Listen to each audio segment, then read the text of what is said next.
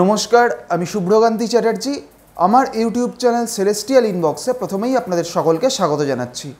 বর্তমান গ্রহগত অবস্থানের ভিত্তিতে আমাদের রাশিচক্রের নবম রাশি অর্থাৎ ধনু রাশির জাতক জাতিকাদের এই সেপ্টেম্বর মাস কেমন যেতে পারে, আজকে আমি সেই বিষয়ে কিছু কথা বলবো।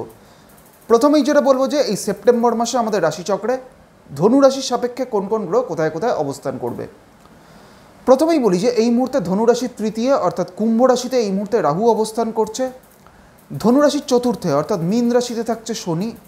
ধনুরাশির সপ্তমে অর্থাৎ মিথুন রাশিতে এই মুহূর্তে বৃহস্পতি অবস্থান করছে। ধনুরাশির অষ্টমে অর্থাৎ কর্কট রাশিতে এই মুহূর্তে শুক্র অবস্থান করছে। এবং আগামী 15ই সেপ্টেম্বর শুক্র চলে আসবে কর্কট থেকে সিংহ রাশির ঘরে, অর্থাৎ ধনুরাশির সাপেক্ষে শুক্র চলে আসবে অষ্টম থেকে নবমে।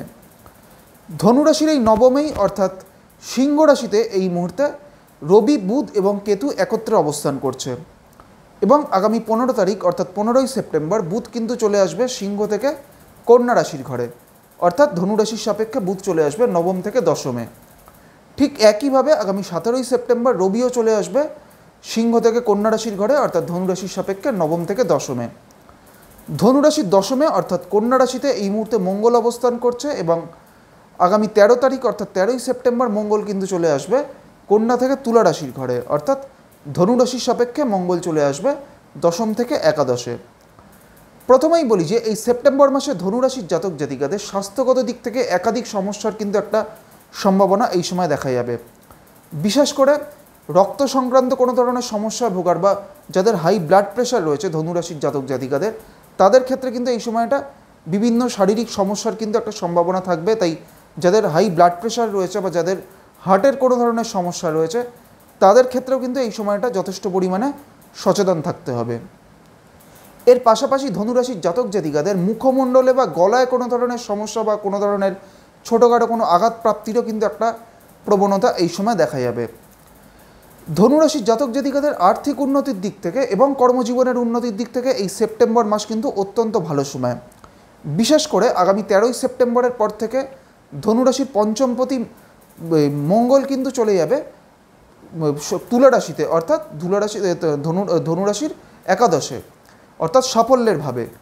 সেই কারণে ধনুরাশির জাতক জাতিকাদের আর্থিক উন্নতির দিক থেকে বা কর্মজীবনের উন্নতির দিক থেকে এই সেপ্টেম্বর মাস কিন্তু একটা অত্যন্ত অনুকূল সময়। ধনুরাশির জাতক জাতিকাদের পারিবারিক দিক থেকে বা গৃহের ক্ষেত্রে কিন্তু তারা এই সেপ্টেম্বর মাসে মিশ্র ফল লাভ করবেন, অর্থাৎ পারিবারিক দিক থেকে ভালো এবং খারাপ দু ধরনেরই ফল কিন্তু ধনুরাশির জাতক জাতিকারা পাবেন। এই সময়টা ধনুরাশির জাতক জাতিকারে যে পরিবারে বা গৃহে কারোর কোনো ধরনের শারীরিক অসুস্থতারও কিন্তু একটা সম্ভাবনা এই সময় দেখা যাবে। ধনুরাশির যারা শিক্ষার্থীরা রয়েছেন তাদের ক্ষেত্রে এই সেপ্টেম্বর মাস কিন্তু খুব একটা অনুকূল সময় নয়।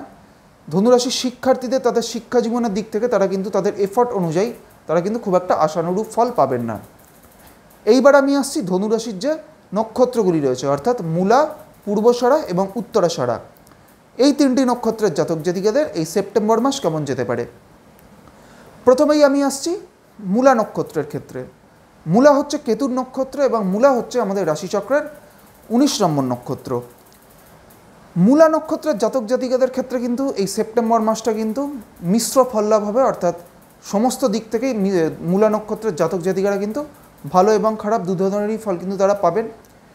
আর্থিক উন্নতির দিক থেকে বা কর্মজীবনের দিক থেকে মূলা নক্ষত্রের জাতক জাতিকাদের মোটামুটি এই সেপ্টেম্বর মাসটা ভালো সময়। তবে হেলথের দিক থেকে কিন্তু এই সময়টা মূলা নক্ষত্রের জাতক জাতিকাদের কিছুটা সচেতন থাকতে হবে। মূলার পর হচ্ছে পূর্বষাঢ়া নক্ষত্র। পূর্বষাঢ়া হচ্ছে শুক্রের নক্ষত্র এবং পূর্বষাঢ়া আমাদের রাশিচক্রের 20 নম্বর নক্ষত্র। পূর্বষাঢ়া নক্ষত্রের জাতক জাতিকাদের ক্ষেত্রে কিন্তু এই সেপ্টেম্বর মাসটা একটা সামগ্রিকভাবে অত্যন্ত ভালো সময়।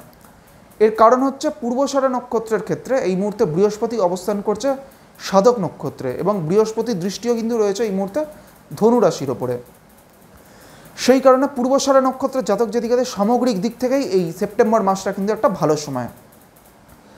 পূর্বষাঢ়ার পর হচ্ছে উত্তরাষাঢ়া নক্ষত্র। উত্তরাষাঢ়া হচ্ছে রবির নক্ষত্র এবং উত্তরাষাঢ়া আমাদের রাশিচক্রের 21 নম্বর নক্ষত্র। এই উত্তরাষাঢ়া নক্ষত্রের প্রথম চরণটি ধনুরাশিতে এবং পরবর্তী বা শেষ 3টি চরণ রয়েছে মকর রাশির ঘরে।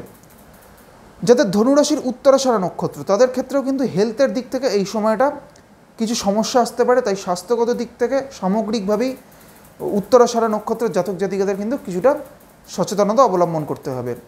এবং উত্তরাষাঢ়া নক্ষত্রের জাতক জাতিকাদের বেশ কিছু কাজে বা বেশ কিছু ক্ষেত্রে বাধা বিপত্তি ফেস করা বা কোনো কাজ কিন্তু একবারে না হওয়ার চান্স কিন্তু এই সময়টা একটু বেশি থাকবে।